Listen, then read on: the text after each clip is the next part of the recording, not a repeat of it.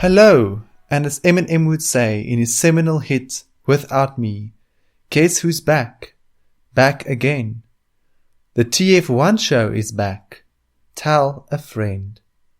I'm your host, Tinus Ferreira, and today I unfortunately do not have any new juice on the driver market to share, but rather a very interesting development in the negotiation between teams on the future rules. Now, I guess this has flown a bit under the radar with everything going on the last couple of weeks with the drivers and the teams, but there's been a big negotiation going on between all of the team principals around the Formula One rules for 2022 now, and I guess also from 2021, but basically the future Formula One rules, with particular interest on the finance side and how to ensure that the way that the sport is run is more equitable to all of the teams, and that it does not solely focus on the top three teams, those being Mercedes, Ferrari, and Red Bull, if you have been living under the rock over the past few years.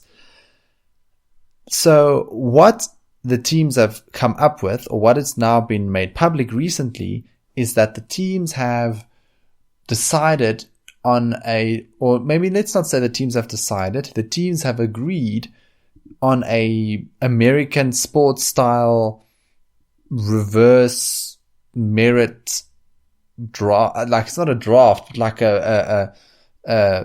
I guess a sliding scale based on sort of merits in reverse. In other words, if you're the last team, or if you're the team that ended up last in the championship the year before, you get more benefits than, let's say, the team that ended up third or second or first, and that will then also will then happen on a bit of a sliding scale, with particular reference to the amount of aero development time the teams have available to them. So what they've come out and said is that if you finish last in the championship, you will get the most allocated time, or the most allowed time, to spend in the wind tunnel, for example, developing your car. And the team, let's say for this example, Mercedes, who won the championship last year, would get the least. And obviously it's a sliding scale between the best and the worst teams, with, I guess, the aim of this whole exercise being to ensure that despite advantages that teams might have now, that other teams have an opportunity to catch up, especially when it comes to development time, because it's a well-known fact that the big teams like Ferrari and Mercedes have amazing facilities. That's the result of years and years and years of extremely high investments and development and money poured into the race team. That now means, with how things are currently structured, that the smaller teams like Williams and Haas, they just don't have the ability to catch up, no matter how much you free up the rules, or you allow teams to compete on a more equal footing. And this is a very, very interesting solution, I guess, to that problem, where we are now tangibly allowing certain teams to spend more, according to the rules, to spend more time developing their car compared to other teams. Now, we need to maybe take a step back and think about what this means. So, what this means is, I think a team can no longer just throw money at a problem, similar to what we've maybe seen the big teams do recently, where obviously if they are struggling, they can just ramp up the development rates and just develop their cars at a much quicker and faster pace than the rest, which poses obviously problems when it comes to the sport being entertaining and there being sufficient competition in over the races over the weekend.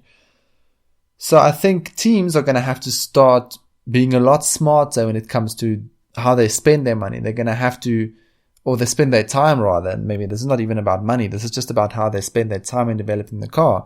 They're going to have to identify specific areas of the car which they think will provide them with the most gain, and develop those areas in the wind tunnel to make sure that when it gets to race day and testing, that at least they've been able to develop those parts.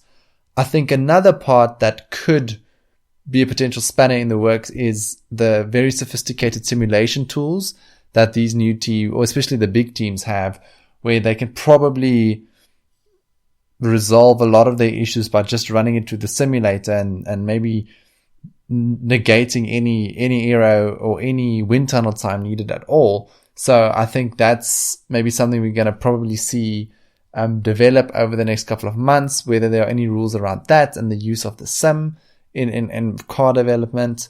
But I think at an overall level, teams, especially the smaller teams, were very welcoming of this, because I think it at least gives them a fighting chance. I don't think we're going to see the team that finished last the one year all of a sudden be top of the tables the next year, because the differential in time allowed in the wind tunnel isn't that big that it's going to make a market difference.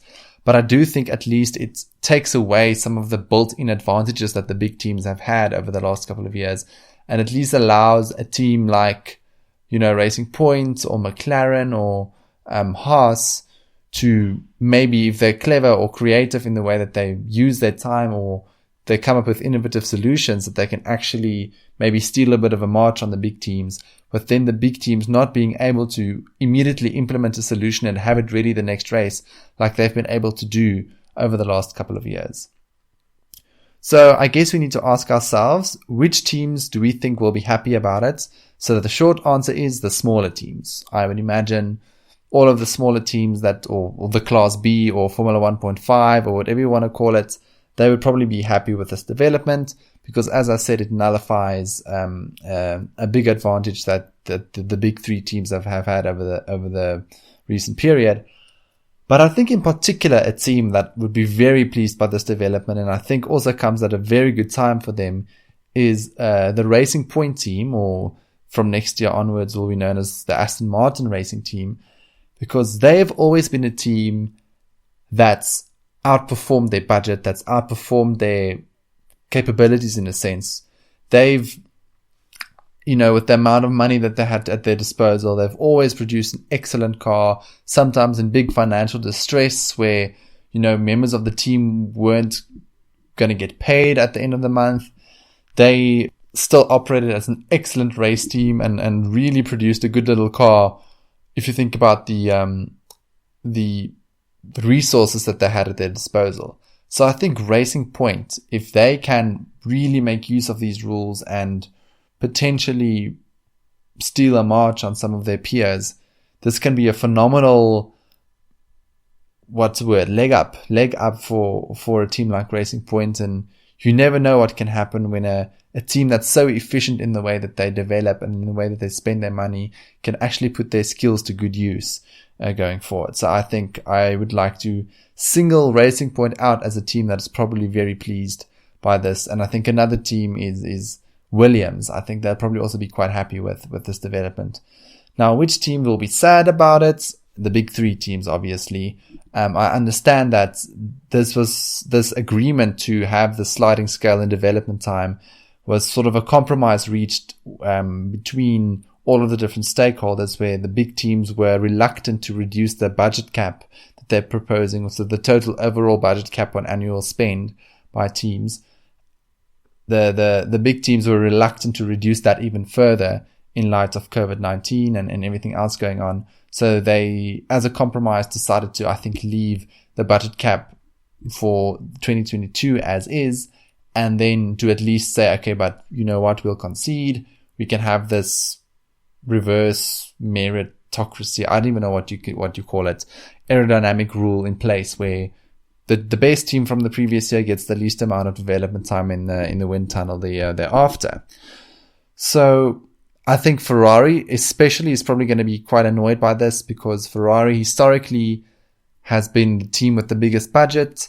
Not that it's helped them recently, but I think them having the amount of money and the resource to spend a lot of, essentially throw money at the problem, I think has helped them out of a couple of tricky situations.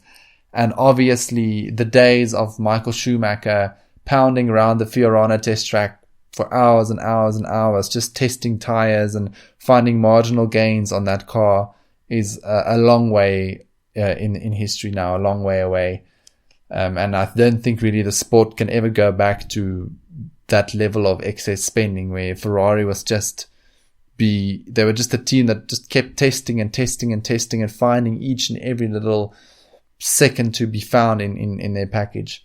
And I think that's something that Ferrari is going to have to figure out now going forward as to how to work a lot smarter with the money that they have and to make sure that they optimize all of their processes in both car design and then in car development over the year.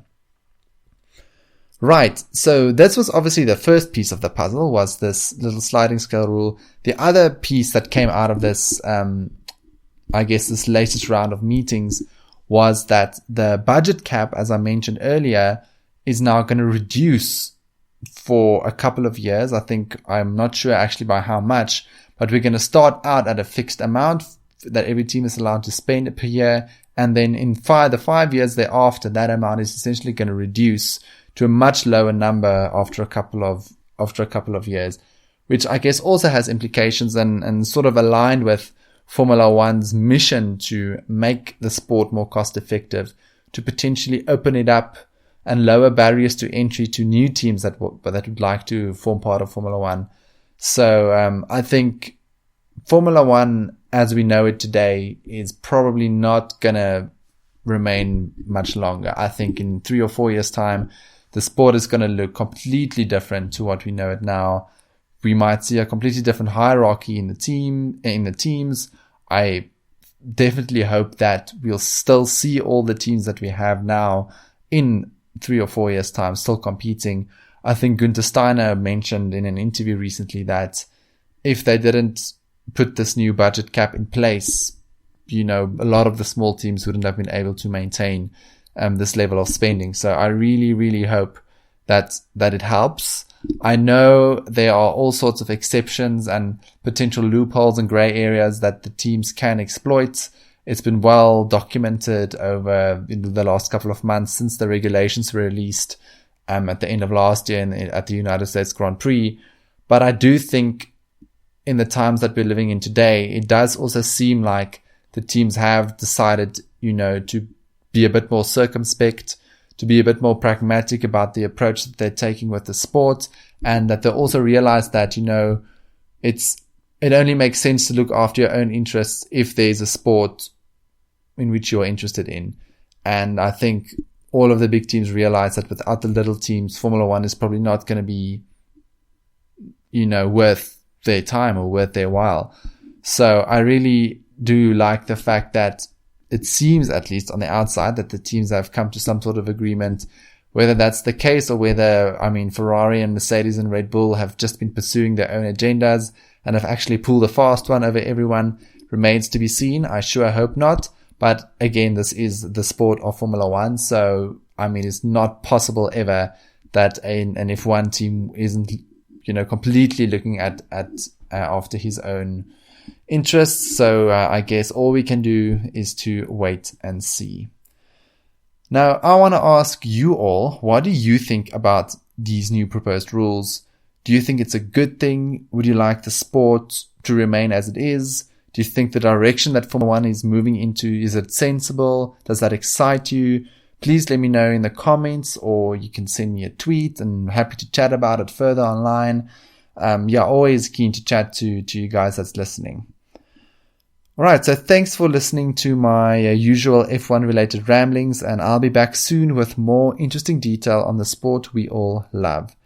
Give me a follow on Twitter, where my handle is @TF1Show, or on Instagram, where my handle is @TheTF1Show, to see all of my interim thoughts while we wait for the next episode. Well, chat to you all soon. Bye.